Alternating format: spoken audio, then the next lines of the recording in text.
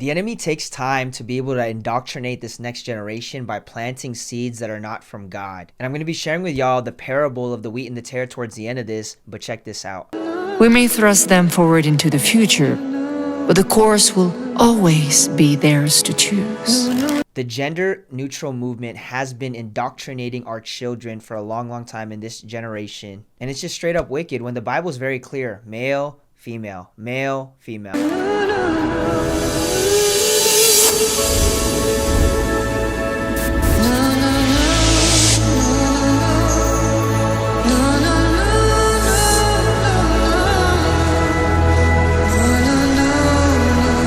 And I don't know how these little things popped up and what is going on. But again, this is a way to indoctrinate the children. Celine Dions said this: "One voice, fashion has the power to shape people's minds.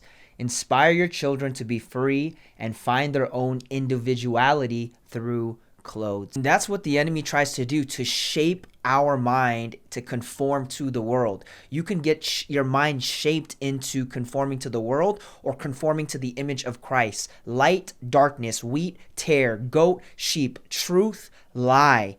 The father of truth or the father of lies, okay? The straight up devil. This is how the enemy is trying to shape the thinking of this next generation. And I don't know if you guys caught that, but it literally said new order, right? New order, new world order. This is like indoctrination, and people can call it conspiracy. But I mean, look at this picture with legit a skull. You got literally little boys and girls rocking the skull, which is what?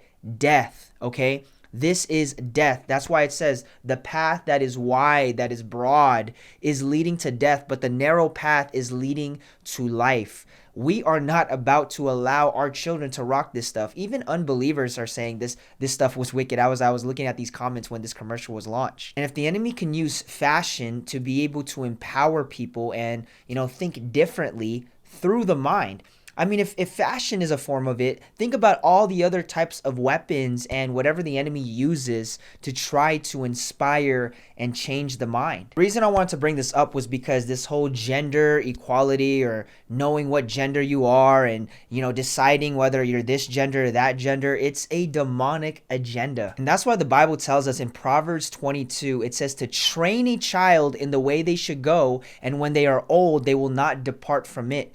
This is why we don't just raise our children, we train our children, okay? When you are going to battle, you are going to go through a training process. We are in a spiritual battle, and if we are called to be soldiers for the kingdom of Jesus Christ, we need to be trained up. Don't just raise thy kids, train them in the way they should go. Train them in how to pray. Train them and lead them on how to be raised up as a new person. Train them to the truth and to righteousness in the name of Jesus. I want to share this parable in Matthew 13. It's the parable of the wheat and the tare. And I know a lot of people use this in so many different ways, but personally, I want to talk about these thoughts, these seeds that come into the mind that can be tares, and how we need to bind those things up and cast that stuff out.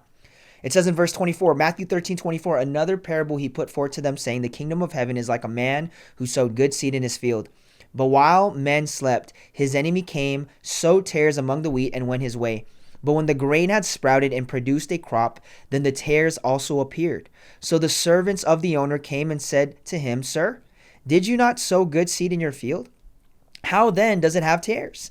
And he said to them, an enemy has done this. The servant said to him, do you want us to go and gather them up? But he said, no, lest while you gather up the tares, you also uproot the wheat with them.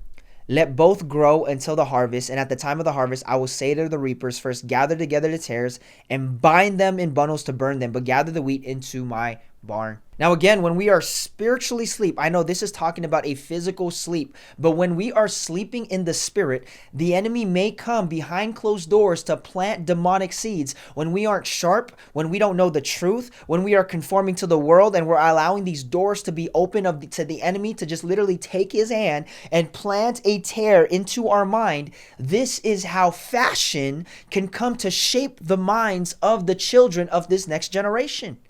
We need to uproot these seeds, but there is a timing on how to do it. This also parable talks about like, no. Let's not uproot the tares right now. We got to wait. There is timing when it comes down to it, but why not just already destroy it, squash it, not even let the enemy come into the children's mind so they don't have to go through this. Again, I'm passionate about this stuff because this is the agenda of the enemy, to try to change the mind, to try to allow literally this next generation to believe the lie over the truth. To say, yeah, gender neutrality or gender neutral is okay, and we're not going to talk about boys and girls or ladies and gentlemen, just like Disney is saying. We have to be sharp in the spirit, and this thing is just straight up demonic in the name of Jesus. And now we are getting to the point where we're able to discern, right? It's talking about how when you are eating this food, you are raised in spiritual maturity when you don't drink milk anymore, but you're eating solid food. This is the book of Hebrews.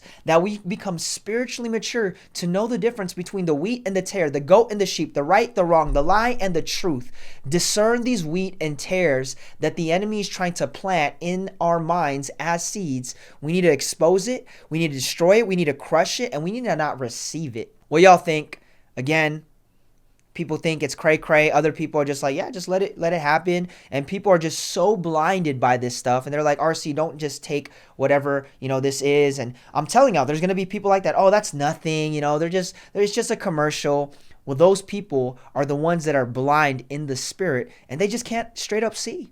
I love you guys. If you guys want to watch this video, I did a training on how to break emotional strongholds. I'm sure it will bless you. So go ahead, check that out. Love y'all. You guys be blessed. Have a great rest of your week. In Jesus' mighty name, bye-bye.